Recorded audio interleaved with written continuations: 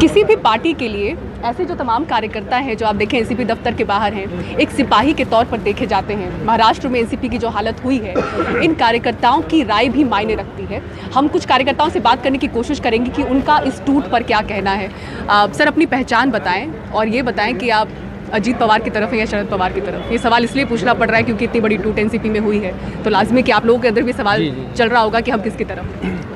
मेरा नाम बबलू सैयद है और मैं कलवा मुमरा से आता हूँ, जहाँ पे हमारे विधायक है जितेंद्र आवाड साहब। हम तो है शरद पवार के साथ में, लेकिन जब तक आवाड साहब हमारे लीडर है वो पवार साहब के साथ में है और हम पहले से पवार साहब के साथ में।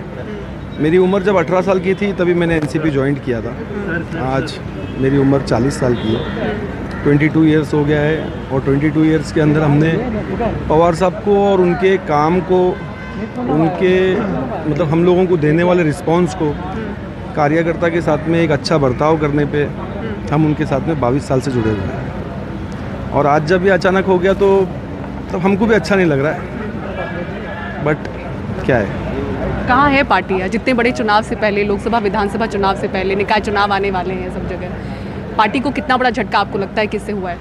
बहुत बड़ा झटका है। जो हमेशा साथ में रहने वाले वो अगर एक साथ चले गए और एक ही दिन में चले गए तो फिर ये बहुत बड़ा झटका है।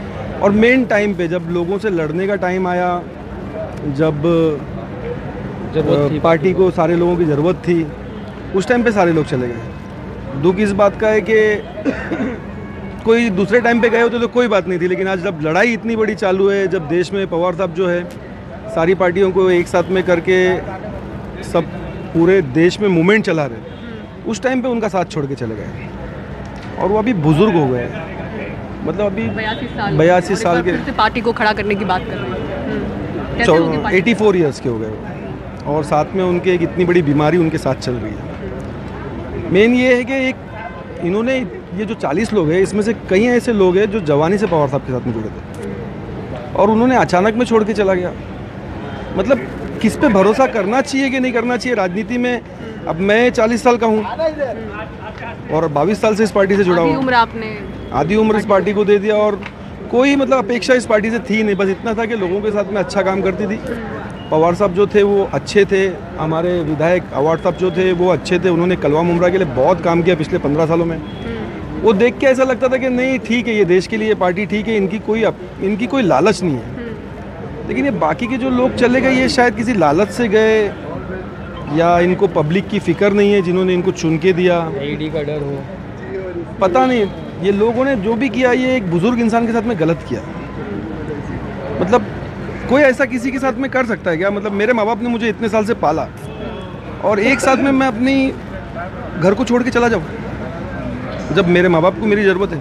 कुल धोखा दिया, इतना बड़ा धोखा दे दिया कि अब वो उनका इंटरनल घर का मामला, मैं उसके बारे में बोल नहीं सकता।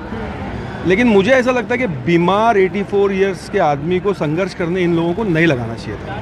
आप लोग क्या कहते हैं? जी, अपनी पहचान बताएं। मैं मुंबई उपाध्यक्ष हूँ, संजय महाले, मुंबई कमेटी पे हूँ। आज इस बात का तो साहब को कहीं ना कहीं दुख है, बड़े साहब को, पवार साहब को, मगर उनको फर्क भी नहीं पड़ता क्योंकि वो खुद एक चेहरा, एक सक्षम नेता है।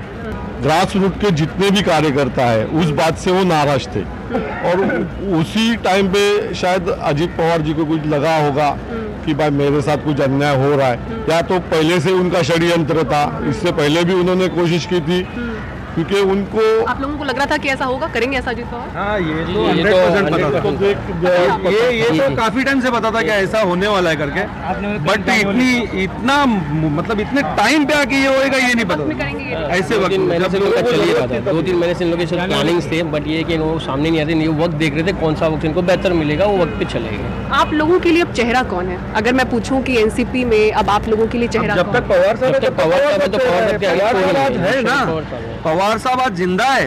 आप लोगों को याद जिस तरह वो क्लेम कर रहे हैं कि हमारे पास 35-40 एमएलए हमारी तरफ है, एनसीपी ही हमारी है, पार्टी हमारी है, सिंबल हमारा है, हमारे लिए पवार, लेकिन आप लोगों के लिए एनसीपी, हमारे लिए पवार साहब काफी है। और पवार साहब के साथ में आवाड साहब जैसे, जयंत पाटिल जैसे लोग हैं, हम लोग फिर से वो सारी चीजें लेके आ जाएंगे। अगर पार्टी ये सोचते रहेंगे लोगों, पार्टी के कितने कार्यकर्ता आप लोगों जैसी सोच रखते हैं? जैसा मैं आप लोगों को सुन रही हूँ, पार्टी के नेता को छोड़ेंगे जो कुछ ये लालची नेता लोग हैं जो आज गद्दारी किए इन्होंने, उनको छोड़ो तो जो ग्रास रूट के कार्यकर्ता है। कितने साल से जुड़े हुए सर आप? मैं पार्टी जब स्थापित हुई तभी से है, 25 साल से मैं इस पार्टी में जुड़ा हूँ और पवार साहब के साथ ही हम हमेशा रहेंगे। हमारी क्या पवार साहब है, एनसीपी बिलोंग्स टू पवार साहब, पवार साहब है एनसीपी है, अरे डाल दो ना सुप्रीम कोर्ट में, क्यों नहीं पहल कर रहे साहब दे दो जेएन पार्टी साहब को बोल दो। लग रहा है इतना मौका देने की उनको जरूरत नहीं है, सीधे आप लोग बोलते हैं जो आदमी 3 महीने से बात के इतना आपको क्या चाहिए, मतलब मुख्यमंत्री डिप्टी सीएम अपोजिशन लीडर हर चीज तो दिए, ये और क्या लेंगे। और उसके बाद भी, और आप मैडम आप बताओ एमवीए का जो फिगर है, जीजीआर रिपोर्ट आप देख रहे हैं, 34 लोकसभा सीट मारने को आप रिपोर्ट है, कोई 80 सीट अकेला एनसीपी मारेंगी, थोड़ा सबर नहीं कर सकते क्या? पूरे इंडिया हो रही है, महाराष्ट्र में 1 साइड मारेंगे। 2024 में आघाड़ी सरकार का ही ये था, क्योंकि अभी हमारा भी एक सर्वे है, कई लोगों का सर्वे है कि उसमें आघाड़ी सरकार को ही आना था, खाली इनको थोड़ा सबर करना था, मगर इन्होंने सब। क्या कहेंगे जो एनसीपी की टूट हुई है, आप लोगों कार्यकर्ता के लिए जमीन पर आप लोग सिपाही हैं। टूट नहीं हुई है एनसीपी के, जैसा कि हमारे भाई ने कहा है कि कार्यकर्ता जो होता है, जो जमीन से जुड़ा होता है, पार्टी से जुड़ा होता है, वो पार्टी के साथ ही होता है।